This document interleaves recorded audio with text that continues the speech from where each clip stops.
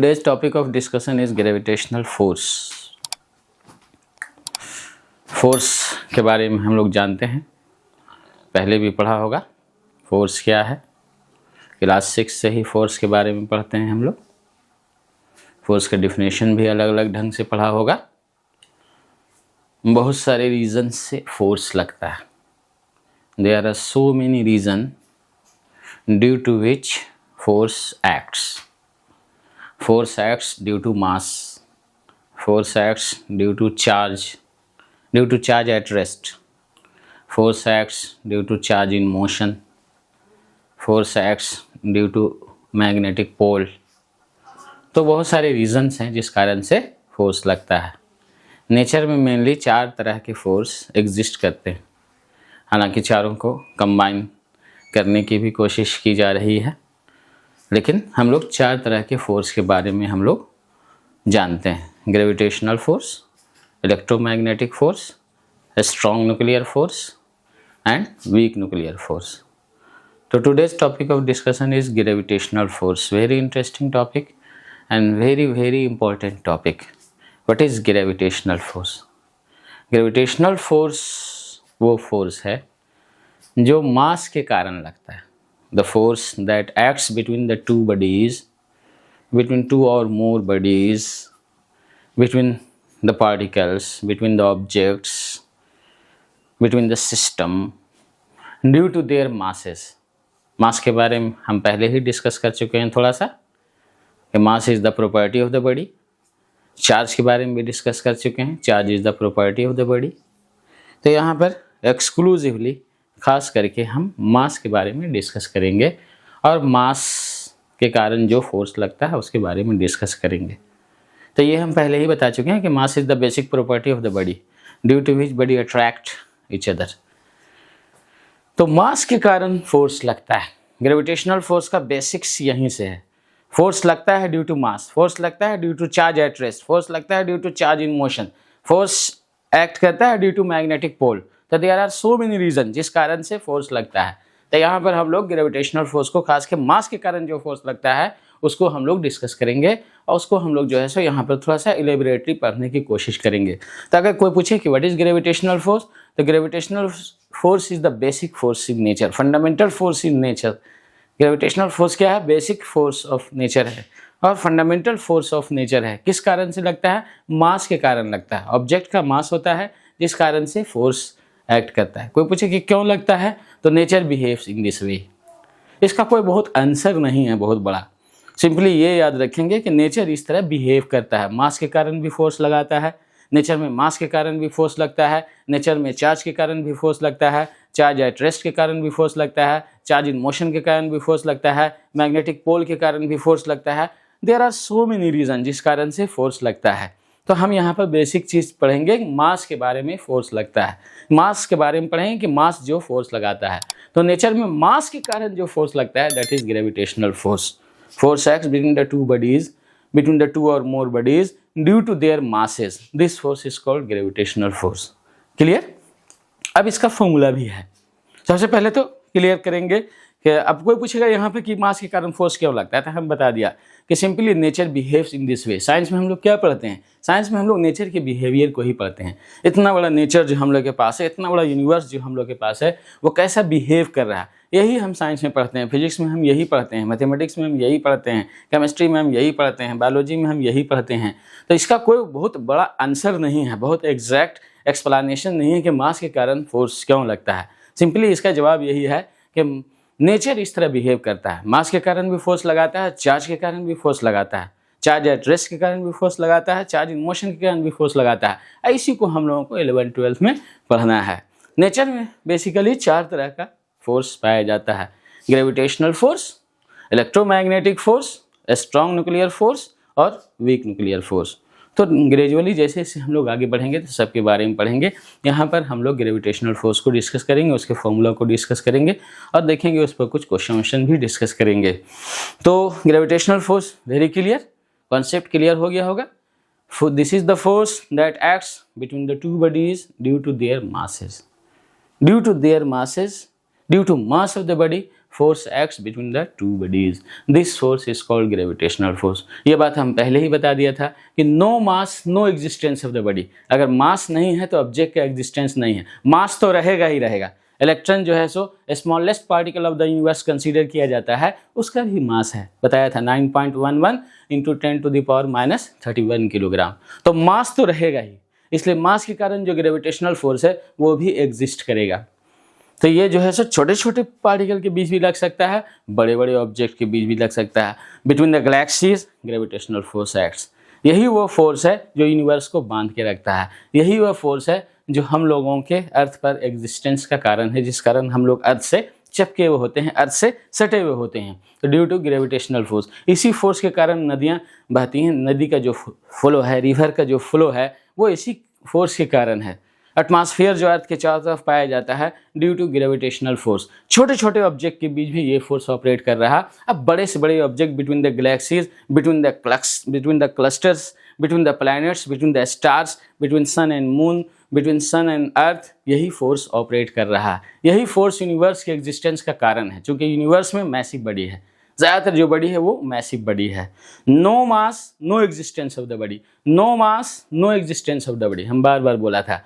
अब मास के कारण ये फोर्स लगता है, तो मास के कारण जो फोर्स लगता है वही ग्रेविटेशनल फोर्स है। अब यहाँ पर थोड़ा सा इसके फॉर्मूला के बारे में डिस्कस करते हैं।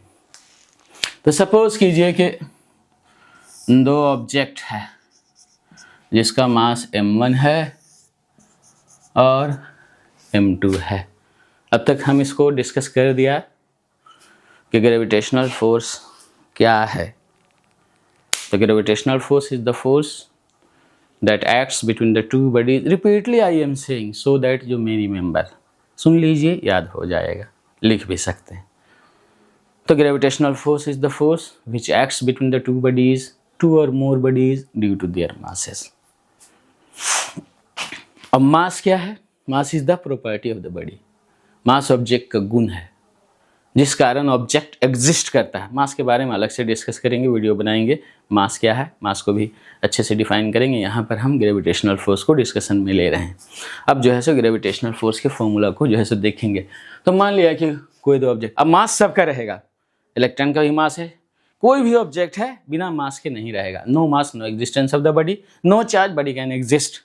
तो मास तो रहेगा ही। माइक्रोस्कोपिक पार्टिकल, छोटे से छोटे पार्टिकल के पास ही मास है। इलेक्ट्रॉन का मास है, प्रोटॉन का मास है, न्यूट्रॉन का मास है, न्यूक्लियस का मास है, एटम का मास है, मॉलिक्यूल का मास है, अर्थ का मास, बड़े पैमाने पर जाइए तो अर्थ का मास है, मून का मास है, गैलेक्सीज का मास है, सन का मास है, क्लस्टर का मास है। मास रहेगा ही तो फोर्स रहेगा, ग्रेविटेशनल फोर्स रहेगा। Gravitational force always exist. तो जहाँ मास है वहाँ ग्रेविटेशनल फोर्स का कॉन्सेप्ट आ जाएगा। जहाँ चार्ज एट रेस्ट है वहाँ इलेक्ट्रोस्टैटिक फोर्स का कॉन्सेप्ट आ जाएगा। जहाँ चार्ज इन मोशन है वहाँ पर मैग्नेटिक फोर्स का कॉन्सेप्ट आ जाएगा। जहाँ भी मैग्नेटिक पोल एग्जिस्ट कर रहा है, पढ़ा होगा मैग्नेट में दो पोल होता है, तो वहाँ पर भी मैग्नेटिक फोर्स का कॉन्सेप्ट आ जाएगा। तो यहाँ पर topic of discussion is gravitational force and formula for the gravitational force. तो सपोज कीजिए कि दो बॉडी है जिसका मास m1 एंड m2 है, दोनों के बीच की दूरी r है। r is the distance between them.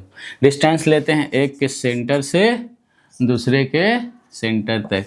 Distance is taken from the centre of one body to the centre of another body.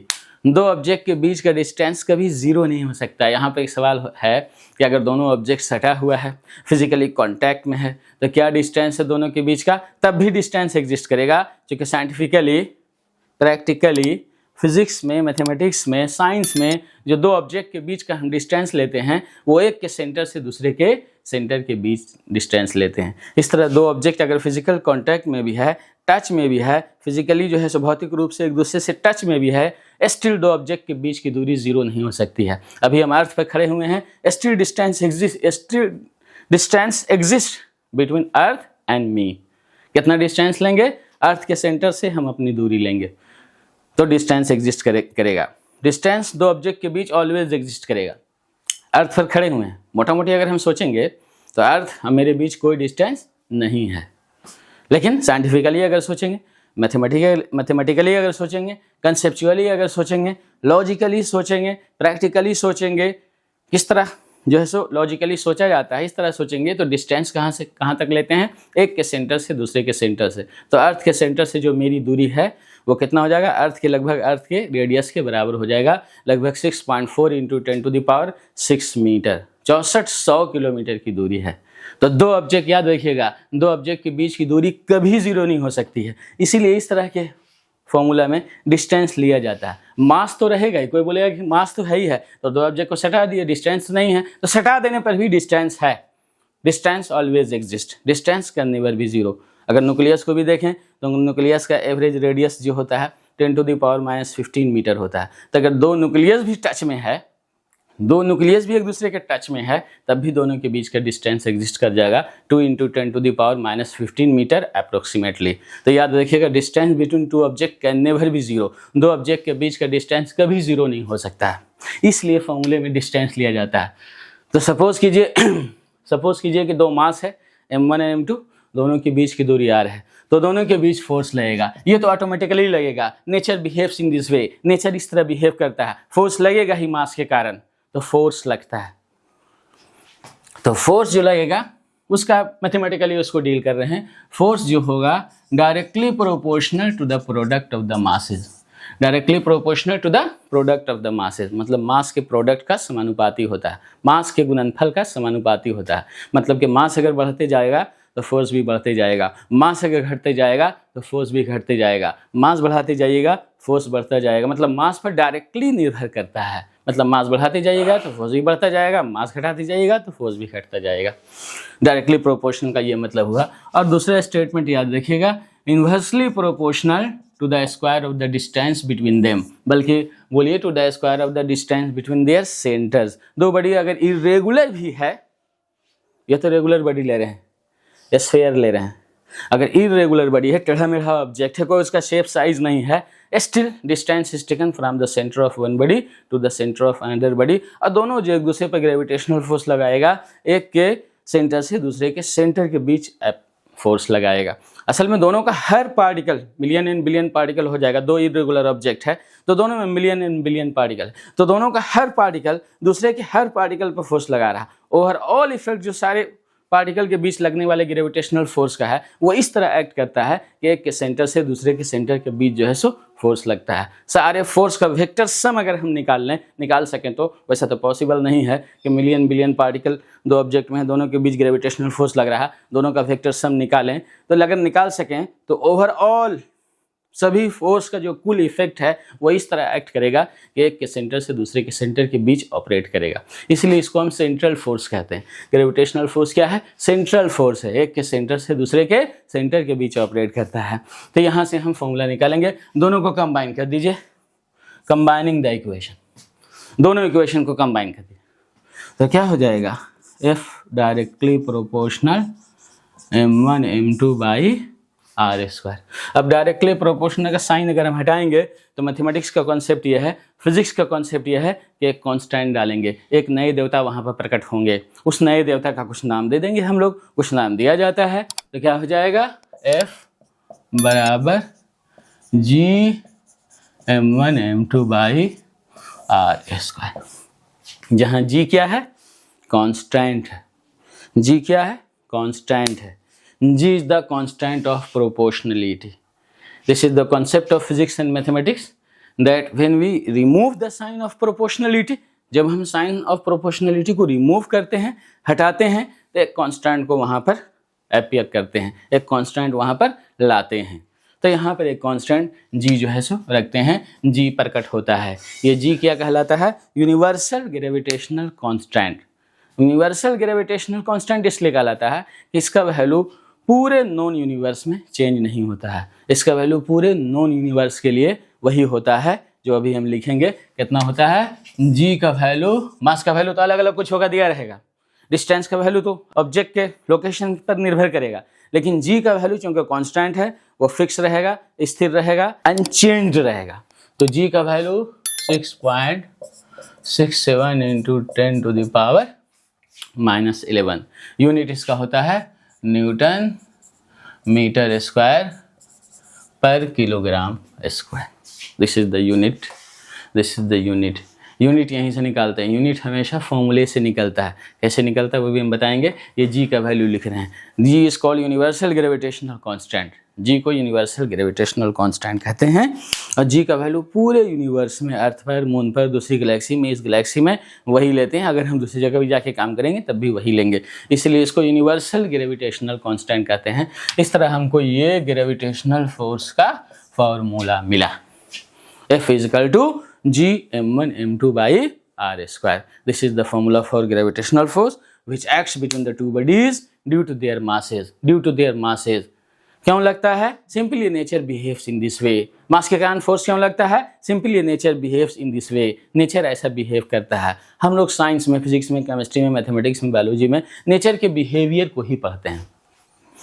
तो अब देखिए यहाँ पर जी का यूनिट हम ऐसे कैसे लिख दिया, न्यूटन मीटर स्क्वायर पर किलोग्राम स्क्वायर। यहाँ से जी का वैल्यू निकालिए फ्रॉम इक्वेशन थर्ड। तो क्या हो जाएगा? जी इजिकल टू F/r²/m1m2। तो जी का यूनिट क्या होगा? यूनिट जी का जो यूनिट होगा, जो यूनिट मैंने लिख दिया है यहाँ पर, जी का जो यूनिट होगा या जी का जो डायमेंशन होगा, dimension we have discussed already. तो जी का जो यूनिट होगा या जी का जो डायमेंशन होगा वो इन सब क्वांटिटी के यूनिट और डायमेंशन पर निर्भर करेगा। तो यूनिट ही पहले देख लेते हैं। तो यूनिट क्या हो जाएगा इसका, जो हम लिख दिया, तो मुझे तो याद है तो लिख लिया। लड़कन लोग कैसे लिखेगा? तो यहाँ से निकाल लेगा। जी बराबर एफ का यूनिट क्या होता है? न्यूटन। आर क्या है? डिस्टेंस है। डिस्टेंस का क्या होता है? स्टैंडर्ड यूनिट लेते हैं, एसआई यूनिट लेते हैं, एसआई यूनिट लेकर के काम करते हैं। तो क्या हो जाएगा? न्यूटन मीटर स्क्वायर, मास का किलोग्राम, m2 का किलोग्राम। तो क्या हो जाएगा? न्यूटन मीटर स्क्वायर पर किलोग्राम स्क्वायर, जो हम लिखा था। This is the unit of जी।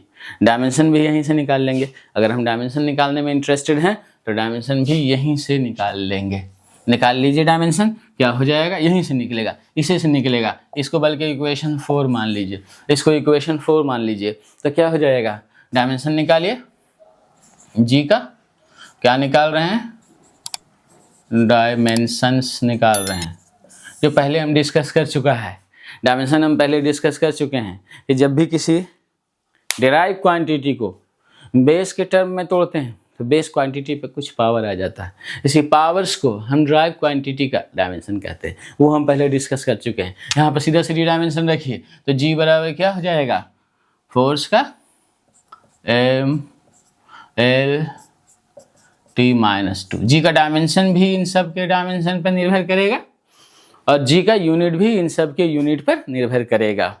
तो क्या हो जाएगा? m/L/T-2 डिस्टेंस का स्क्वायर है तो L2, मास है। ऐसा नहीं कि m1 है तो m1 लिख दें, m2 है तो m2 लिख देंगे। बड़का हुआ m रहे चाहे छोटका हुआ m रहे, या जो है सो मंझलका m रहे, मास बड़ा मास छोटा मास या मझोला मास या बुट्टा मास या जो है सो जैसा भी मास रहे, मास इज मास, उसके लिए डायमेंशन में सिर्फ हम m लिखेंगे। तो क्या हो जाएगा? इससे ये मर गया, इससे ये मर गया। तो देखिए तो जी का m ऊपर चला गया तो m-1, L2 L1, यहाँ पर कुछ नहीं तो 1 है तो हो जाएगा L3 T-2। This is the dimension of gravitational constant. बोलेंगे gravitational force is having -1 dimension in mass, 3 dimension in length and -2 dimension in time. तो हमेशा जो फॉर्मूला आता है इसी से यूनिट एंड डायमेंशन निकलता है। बहुत जगह ऑब्जेक्टिव में सिर्फ यूनिट और डायमेंशन पूछ देता है, खास के बोर्ड लेवल में। तो यूनिट एंड डायमेंशन में लड़कन लोग बका जाता है, हाँ ऐसे पूछ दिया कैसे पता। सीधा सीधा फॉर्मूला याद रखिए, फॉर्मूले से ही यूनिट एंड डायमेंशन निकल जाएगा, जो यहाँ पर निकाल के दिखला है। तो ये all these were the concept of gravitational force. क्यों लगता है gravitational force? Due to mass. किसके बीच लगता है? मैसी बॉडी के बीच लगता है। छोटा से छोटा मास रहे, बड़ा से बड़ा मास रहे, मैसी बॉडी के बीच लगेगा। क्यों लगेगा? Nature behaves in this way. कैसे लगेगा? उसका मैथमेटिकल एक्सप्रेशन क्या है? Directly proportional to the product of the mass, inversely proportional to the square of the distance between them. मतलब निर्भर किस पर कर रहा है? मास पर निर्भर कर रहा है, जो है सो डिस्टेंस पर निर्भर कर रहा है। डिस्टेंस का स्क्वायर का इनवर्सली प्रोपोर्शनल, मतलब दोनों के बीच का अगर डिस्टेंस बढ़ेगा तो मास फोर्स का वैल्यू जो है सो गिरेगा। स्क्वायर का इनवर्सली प्रोपोर्शनल मतलब फोर्स का वैल्यू तेजी से गिरेगा। कभी कभी डिस्टेंस का इनवर्सली प्रोपोर्शनल होता है तो फोर्स का वैल्यू डाउन होगा, लेकिन उतने तेजी से डाउन नहीं होगा। स्क्वायर का इनवर्सली प्रोपोर्शनल है तो दूर जाने से फोर्स का वैल्यू डाउन होगा, तेजी से डाउन होगा। कभी कभी क्यूब का इनवर्सली प्रोपोर्शनल कोई चीज़ हो जाएगा, जिसका मतलब दूर जाने से और तेजी से जो है सो फोर्स का वैल्यू गिरेगा। तो ये सब याद रखेंगे। तो इस तरह ये फॉर्मूला आया, यहीं से जो है सो यहाँ पे एक नए देवता प्रकट हुए G is called universal gravitational constant. अब थोड़ा सा डिस्कस कर लेते हैं properties of gravitational force. Gravitational force क्या है ये हम लोग डिस्कस कर लिए, क्या है, कैसे लगता है, क्या उसका फॉर्मूला है, उसमें जो देवता जी प्रकट हुए उसका वैल्यू क्या है, उसका यूनिट क्या है, उसका डायमेंशन क्या है, उसको यूनिवर्सल क्यों कहते हैं, डायरेक्टली प्रोपोर्शनल क्या है, इनवर्सली प्रोपोर्शनल क्या है, all this we have discussed.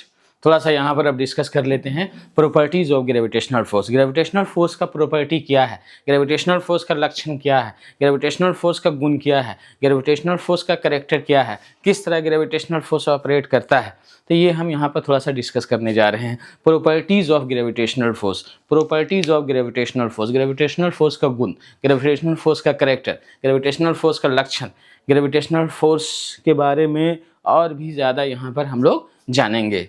तो प्रॉपर्टीज ऑफ ग्रेविटेशनल फोर्स, थोड़ा सा इसको देख लीजिए। प्रॉपर्टीज ऑफ ग्रेविटेशनल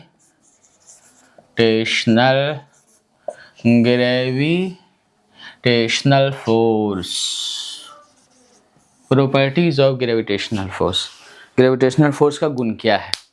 तो सबसे पहले याद रखिएगा, gravitational force is directly proportional to the product of the masses and inversely proportional to the square of the distance between the center of the two bodies, between the center of the two bodies। सबसे पहली बात यही याद रखेंगे, क्योंकि definition यहीं से दिया था कि gravitational force is the force that acts between the two massive bodies. तो gravitational force directly proportional to the product of the masses and inversely proportional to the square of the distance between them। सबसे पहला property यही है जो याद रखना है। दूसरा प्रॉपर्टी ये याद रखिएगा, it is the central force. Object कैसा भी हो सकता है, रेगुलर हो सकता है, इरेगुलर हो सकता है, ट्रायंगुलर हो सकता है, लीनियर हो सकता है, सिमेट्रिकल हो सकता है, असिमेट्रिकल हो सकता है, किसी भी तरह का ऑब्जेक्ट हो सकता है, टेढ़ा मेढ़ा हो सकता है, किसी भी तरह का ऑब्जेक्ट हो सकता है। नेचर में अलग अलग तरह का ऑब्जेक्ट है, तो किसी भी तरह का ऑब्जेक्ट हो, ग्रेविटेशनल फोर्स जो लगेगा एक के सेंटर से दूसरे के सेंटर के बीच लगेगा। दूसरा प्रॉपर्टी यही याद रखिएगा, gravitational force is the central force, it acts between the line joining between the centre of the two bodies. दो बॉडी है तो दोनों के सेंटर में, तीन बॉडी है, चार बॉडी है तो सबके सेंटर से ऑपरेट कर रहा, एक के सेंटर से दूसरे के सेंटर के बीच ऑपरेट करता है। दूसरी प्रॉपर्टी ये याद रखिएगा। तीसरी प्रॉपर्टी ये याद रखिएगा कि ये लॉन्ग रेंज्ड फोर्स है, बल्कि ये कह सकते हैं कि it is the longest ranged force. अब तक जो हम लोग फोर्स जानते हैं सभी फोर्स में इसका जो रेंज है, इसका जो दायरा है वो सबसे बड़ा है, बहुत दूरी से ऑपरेट कर सकता है। इवन मेरा एक फिंगर है तो ये इसका कुछ मास है, इसका फोर्स जो है सो दूसरी गैलेक्सीज पे भी लग रहा है, दूसरे स्टार्स पे भी लग रहा है, हालांकि वो सब इन्फिनिट डिस्टेंस पे है, यहाँ पे बहुत कम लग रहा लेकिन लग रहा। तो ग्रेविटेशनल फोर्स क्या है, लॉन्ग रेंज फोर्स है, लॉन्गेस्ट रेंज फोर्स है। गैलेक्सीज का फोर्स भी यहाँ पे लग रहा है, दूसरी गैलेक्सीज का फोर्स भी यहाँ पे लग रहा है, सन का फोर्स भी यहाँ पे लग रहा है, मून का फोर्स भी यहाँ पे लग रहा है। तो इसका जो रेंज है बहुत दूरी से ये ऑपरेट कर सकता है। तीसरी बात ये याद रखेंगे। चौथी बात ये याद रखेंगे कि it is the weakest force in nature. Nature में जो फोर्स है सबसे वीकेस्ट फोर्स है ये। मेरे पास और भी फोर्स है, इलेक्ट्रोमैग्नेटिक फोर्स है, स्ट्रॉन्ग न्यूक्लियर फोर्स है, वीक न्यूक्लियर फोर्स है, ग्रेविटेशनल फोर्स है, मैग्नेटिक फोर्स है। अलग कर दीजिए इलेक्ट्रोमैग्नेटिक को, इलेक्ट्रिक फोर्स अलग है, मैग्नेटिक फोर्स अलग है। तो सब में जो वीक होता है, this is the weakest force in nature. ये नेचर का सबसे वीक फोर्स है, सबसे कमज़ोर बल है। लेकिन most important force, most vital force, सबसे इम्पॉर्टेंट फोर्स यही है। This force is the root cause for the existence of the universe. यही फोर्स यूनिवर्स के एग्जिस्टेंस का कारण है, हम लोग के एग्जिस्टेंस का कारण है। तो एक इसकी कमजोरी है तो एक ताकत भी है। कमजोरी ये है कि ये वीकेस्ट फोर्स इन नेचर। कमजोरी क्या है, ये फोर्स का ये अपना कैरेक्टर है, अपना गुण है, अपना लक्षण है, अपनी प्रॉपर्टी है। और इसका इम्पोर्टेंट ये है, इसका इम्पोर्टेंस ये है कि ये जो है सो फंडामेंटल फोर्स है और यूनिवर्स के एग्जिस्टेंस का रूट कारण है। यूनिवर्स इसी कारण से एग्जिस्ट करता है, सभी पार्टिकल एक दूसरे को अट्रैक्ट करता है, इस कारण जो है सो ये एग्जिस्ट करता है। पांचवा प्रॉपर्टी ये याद रखिएगा कि gravitational force between the two bodies does not depend upon the intervening medium, बीच के मीडियम पर निर्भर नहीं करता है। दो ऑब्जेक्ट के बीच जो ग्रेविटेशनल फोर्स लग रहा है वो दो ऑब्जेक्ट के बीच के मीडियम पे निर्भर नहीं करता है। मीडियम आप चेंज कर दीजिएगा, still same force acts between the two bodies. Suppose कीजिए कि सन अर्थ के बीच अभी क्या है, अभी वैक्यूम है, हालांकि एटमॉस्फेयर है लेकिन उतनी 15 करोड़ किलोमीटर की दूरी है, तो जो इस दूरी में कुछ ऐसा मीडियम है नहीं। तो ये सन अर्थ के बीच क्या है, अभी जो है सो वैक्यूम है। तो जो भी फोर्स लग रहा है, अगर हम इस मीडियम को बदल दें, अगर मेरे पास इतनी ताकत है या किसी के पास इतनी ताकत है कि इन दोनों के बीच के मीडियम को चेंज कर दे, वैक्यूम नहीं हटा के कोई दूसरा मीडियम आ जाए, तब भी दोनों के बीच का फोर्स नहीं बदलेगा। Gravitational force between the two bodies does not depend upon the intervening medium. दो ऑब्जेक्ट के बीच लगने वाला जो ग्रेविटेशनल फोर्स है ये भी इसकी ताकत है। यहाँ पर जो है इसका स्ट्रेंथ समझ में आता है कि दो ऑब्जेक्ट के बीच लगने वाला ग्रेविटेशनल फोर्स दोनों के बीच के मीडियम पर, माध्यम पर निर्भर नहीं करता है। माध्यम वैक्यूम रहे या कोई मीडियम रहे, वाटर रहे, आयरन रहे, कोई भी मीडियम आप चेंज कर दीजिए, ग्रेविटेशनल फोर्स चेंज होने वाला नहीं है। एक बात और याद रखिएगा, gravitational force is a conservative force. ये जो फोर्स है ग्रेविटेशनल फोर्स, ये कंजर्वेटिव फोर्स है। कंजर्वेटिव का मतलब वर्क एनर्जी पावर चैप्टर में हम लोग अच्छे से पढ़ेंगे। यहाँ पर कंजर्वेटिव का मतलब मोटा मोटी ये समझिए कि ऐसा फोर्स जिसके अंडर में वर्क डन जो होता है वो पाथ इंडिपेंडेंट होता है। वर्क डन पाथ पे निर्भर नहीं करता है, सिर्फ जो है so initial position final position के बीच के डिस्प्लेसमेंट पे निर्भर करता है। तो ये जो है सो ग्रेविटेशनल फोर्स में ये क्वालिटी है। ग्रेविटेशनल फोर्स जो है सो कंजर्वेटिव फोर्स है। तो इस तरह ये कुछ प्रॉपर्टी ग्रेविटेशनल फोर्स की याद रखिएगा। क्या क्या बताया, पहला हम डिफिनेशन ही बता रहे हैं कि gravitational force is directly proportional to the product of the masses and inversely proportional to the square of the distance between them. दूसरा बता रहे हैं सेंटर से लगता है। तीसरा बोल रहे हैं कि वीकेस्ट फोर्स इन नेचर है। चौथा बोल रहे हैं कि जो है सो लॉन्गेस्ट रेंज फोर्स है, लॉन्गेस्ट रेंज फोर्स है, बहुत दूरी से ऑपरेट करता है। पांचवा बता रहे हैं कि बीच के माध्यम पर निर्भर नहीं करता है, बीच के मीडियम पर निर्भर नहीं करता है। छठा बता रहे हैं कि ये जो है सो कंजर्वेटिव फोर्स है। कंजर्वेटिव एक खास टर्म है साइंस का, खास के वर्क एनर्जी पावर में ये टर्म आएगा। कंजर्वेटिव का मतलब होगा कि work done by the force does not depend upon the path taken by the body. Work done by the force does not depend upon how the body has moved from one position to another position. Work done is path independent. ये ऐसा भी कह सकते हैं कि एक close path को अगर हम लेते हैं ग्रेविटेशनल फोर्स के अंदर में तो वर्क डन जो है सो जीरो हो जाएगा। बॉडी को इनिशियल पोजीशन से फाइनल पोजीशन पर ले जाए, फाइनल पोजीशन से फिर इनिशियल पोजीशन पर लाएं तो वर्क डन जो है सो जीरो हो जाएगा। ये ग्रेविटेशनल फोर्स का कैरेक्टर है, इसी को कंजर्वेटिव कहते हैं। तो ये जो है सो ग्रेविटेशनल फोर्स जो है सो कंजर्वेटिव फोर्स है। अच्छा, एक चीज़ और याद आ रहा है, ये बड़े से बड़े ऑब्जेक्ट के बीच भी ऑपरेट करता है, छोटे से छोटे ऑब्जेक्ट के बीच भी ऑपरेट करता है। Gravitational force operate between macroscopic bodies, macroscopic मतलब बड़े बड़े ऑब्जेक्ट के बीच भी ऑपरेट करता है। यूनिवर्स में गैलेक्सीज और क्लस्टर के बीच भी ऑपरेट करेगा, सन और स्टार्स के बीच भी ऑपरेट कर रहा है, अर्थ और मून के बीच भी ऑपरेट कर रहा है, मतलब बड़े बड़े बॉडी के बीच भी ऑपरेट कर रहा है, और छोटे छोटे ऑब्जेक्ट के बीच भी ऑपरेट कर रहा है। इलेक्ट्रॉन प्रोटॉन के बीच भी ऑपरेट कर रहा है, न्यूक्लियस और इलेक्ट्रॉन के बीच भी ऑपरेट कर रहा है, दो मॉलिक्यूल के बीच भी ऑपरेट कर रहा है, मतलब माइक्रोस्कोपिक पार्टिकल के बीच भी जो है सो ग्रेविटेशनल फोर्स ऑपरेट करता है। तो all these are the properties of gravitational force. Okay, I think you have enjoyed the topic.